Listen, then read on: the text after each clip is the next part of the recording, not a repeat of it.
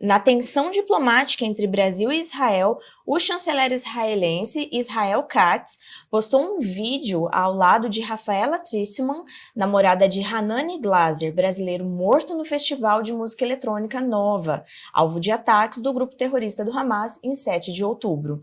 Ambos estavam no festival.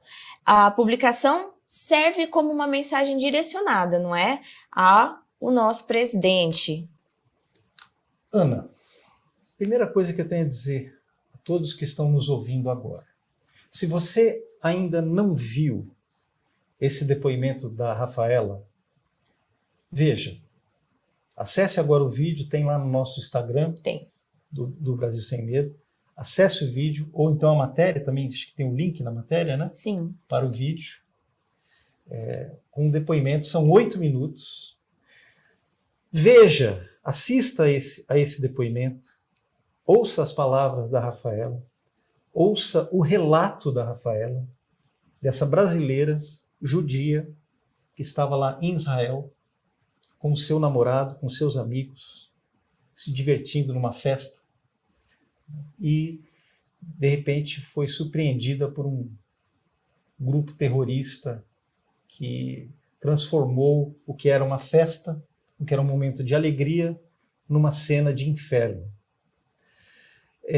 Vejam então, mas não façam só isso. Mostrem esse vídeo para os seus amigos. Mostrem para os seus filhos. Ontem eu falei, quando eu cheguei em casa, falei para minha esposa, Rosângela, mostre para o Pedro esse vídeo. Meu filho de 14 anos. As nossas crianças têm que assistir a esse vídeo. Os seus amigos têm que assistir a esse vídeo. As pessoas que não acreditam nas palavras, né, nas palavras daqueles que condenam o terrorismo, precisam assistir a esse vídeo. As pessoas que acham que o Lula cometeu apenas um deslize, um leve deslize, uma coisa, falou uma bobagem, outra, precisam assistir a esse vídeo. As pessoas que acham, que estão normalizando a situação do Hamas, ou seja, as pessoas que estão fazendo equivalência moral entre a nação de Israel e o movimento terrorista Hamas.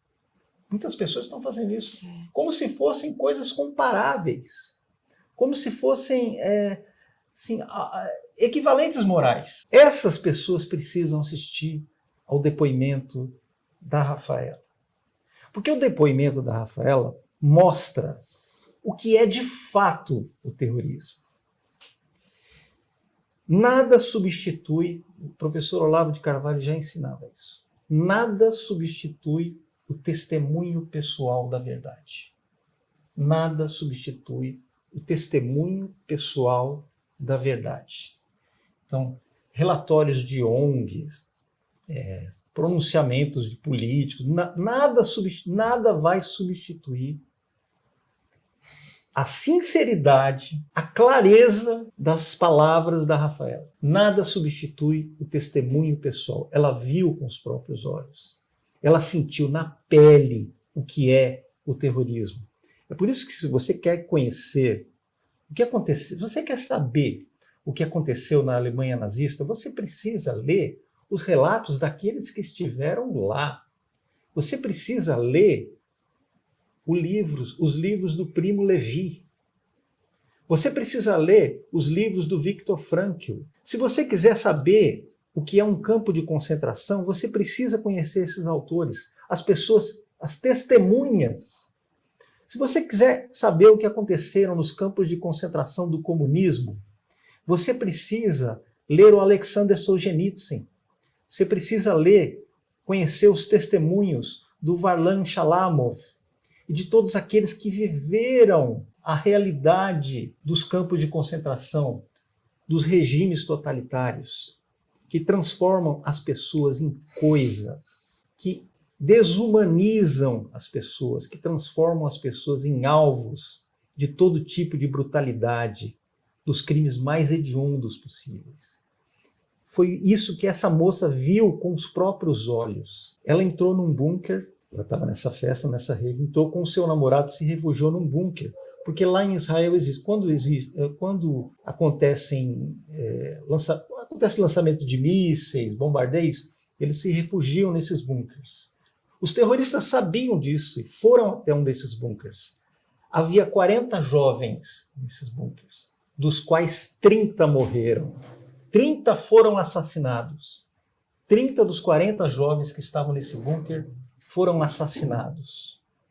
E a Rafaela só sobreviveu porque se escondeu debaixo dos corpos. Ela viu gente sendo fuzilada, ela viu uma amiga sendo estuprada e depois morta. Isso é o que fazem os terroristas. É assim que agem os terroristas e é assim que eles agiram. E como bem disse o chanceler israelense, não fosse o exército de Israel, não fossem as forças de defesa de Israel, esses terroristas continuariam e mataram cerca de 1.000 pessoas, matariam dezenas de milhares, porque na verdade o objetivo deles é a destruição, a aniquilação completa do Estado de Israel, da nação israelense. A destruição completa. Eles não querem outra coisa. Eles não querem saber de dois estados convivendo juntos, lado a lado. Não. Isso foi oferecido em 1948. Porque em 1948, a Assembleia Geral da ONU, presidida por um brasileiro, o diplomata Oswaldo Aranha, a Assembleia Geral da ONU decidiu que naquela região seriam criados 2 estados, um estado árabe e um estado judeu. 2 nações. Os árabes não aceitaram e partiram para a guerra de destruição de Israel. É aí que nasceu aquele lema, né? To the land from the sea, Palestine will be free. Quer dizer, da terra até o mar, da montanha até o mar, from the mountain to the sea, Palestine will be free. Da montanha até o mar, a Palestina será livre. O que é esse a Palestina será livre? Significa jogar os judeus no mar, aniquilar a população de Israel, aniquilar, simplesmente aniquilar. E não apenas em Israel. Esses movimentos também defendem ataques a judeus em qualquer parte do mundo. E o que só aumenta a nossa vergonha é ouvir essa moça, essa nossa compatriota, tá? Essa brasileira, né? Essa nossa irmã brasileira, dizer que foi abandonada pelo seu próprio governo, foi esquecida. O governo brasileiro não quis saber do seu drama, não ofereceu nenhum tipo de apoio, nada, absolutamente nada. Todo o apoio que ela recebeu foi apenas do governo de Israel. Apoio psicológico, apoio moral, né? Ajuda profissional que ela precisou. O Brasil simplesmente se esqueceu dessa moça, se esqueceu de outras vítimas, como o namorado dela, que perdeu a vida, era brasileiro também, e perdeu a vida nesse ataque terrorista. Então,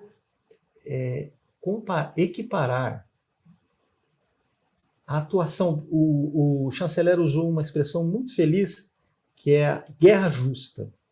Existem guerras justas. Quando você enfrenta um inimigo como o Hamas, você está promovendo uma guerra justa. Quando você está enfrentando pessoas dispostas a qualquer tipo de crueldade, tá? Contra qualquer tipo de pessoa, pessoas desarmadas, pessoas inocentes, pessoas vulneráveis, esse tipo de covardia tem que ser combatido. E existe sim, desde Santo Tomás de Aquino, existe esse conceito de guerra justa. Isso está plenamente, é uma questão fechada, uma questão pacífica, uma questão assim totalmente clara, né, para aqueles que seguem os ensinamentos da igreja. A noção de guerra justa. O fato de que um povo tem o direito de se defender. E mais ainda, quando eles falam da esquerda brasileira, né, aí na esteira do Lula, dizendo que, mentindo descaradamente, ao dizer que Israel está promovendo um genocídio na faixa de Gaza. Essa é uma mentira descarada. Desde 2005, a população de Gaza quintuplicou. Quintuplicou. A população de Gaza, eles se esquecem também do seguinte: os terroristas usam a população civil de Gaza como escudo para suas operações. Como escudo. Então, hospitais, escolas, prédios públicos, zonas residenciais. Então, o sujeito está lá na sua casa e ele começa a ouvir barulhos, né? Inclusive, estava vendo um depoimento de um jornalista palestino que fugiu para os Estados Unidos, né? E estava dizendo assim, dos barulhos que ele ouvia na própria casa dele. O que era isso? Eram os terroristas abrindo túneis embaixo das zonas residenciais de Gaza. Ou seja, esses covardes, eles se escudam, eles se protegem, tá? Com escudos humanos, com a população de Gaza. É isso que eles fazem, tá? Porque o que eles querem, na verdade, é a destruição do inimigo. E o Lula, ele está se unindo a essa escória. Ele está apoiando essa escória. Ele está usando o seu dinheiro, o dinheiro do pagador de impostos, para financiar aquela organização ligada à ONU, né, que é uma fachada para financiamento de terrorismo. Ele aumentou, todos os países livres retiraram o apoio dessa organização ligada à ONU e o Brasil resolveu aumentar a sua contribuição, ou seja, está aumentando a sua contribuição com os terroristas. E o que o Lula disse foi tão absurdo que até o líder do governo, o Jacques Wagner, que é o líder do governo no Senado, Jacques Wagner, que é judeu, que é de uma família de judeus poloneses, que perdeu vários familiares no Holocausto. Ele próprio, o Jacques Wagner, um dos maiores aliados do Lula, ele próprio foi à bancada do Senado e criticou a fala do Lula. Criticou a fala do Lula. Ao passo que os outros, né, líderes do PT estão dobrando ou até triplicando a aposta, né? Então, isso nos faz lembrar aquela expressão que foi cunhada há exatamente 10 anos pelo porta-voz, pelo então porta-voz da chancelaria de Israel. Ele disse o seguinte, que o Brasil, ao se posicionar contra o direito de defesa de Israel, comportava-se como um anão diplomático. Ao mesmo tempo que era um gigante econômico e cultural, se comportava como um anão diplomático. Mas eu vou mais longe. Isso foi em 2014, a mesma coisa. Hamas, claro que os ataques naquela época foram menores, mas o Hamas sequestrou 3 jovens e lançou alguns foguetes contra Israel. Israel retaliou e o governo Dilma disse que Israel que estava errado e chamou o embaixador brasileiro de volta para prestar esclarecimentos. E aí foi nesse contexto que o porta-voz da chancelaria cunhou a expressão anão diplomático. Durante o período em que o Ernesto Araújo, que eu entrevistei ontem, esteve à frente do Ministério das Relações Exteriores, o Brasil reconstruiu essa relação com Israel, né, em bases muito sólidas.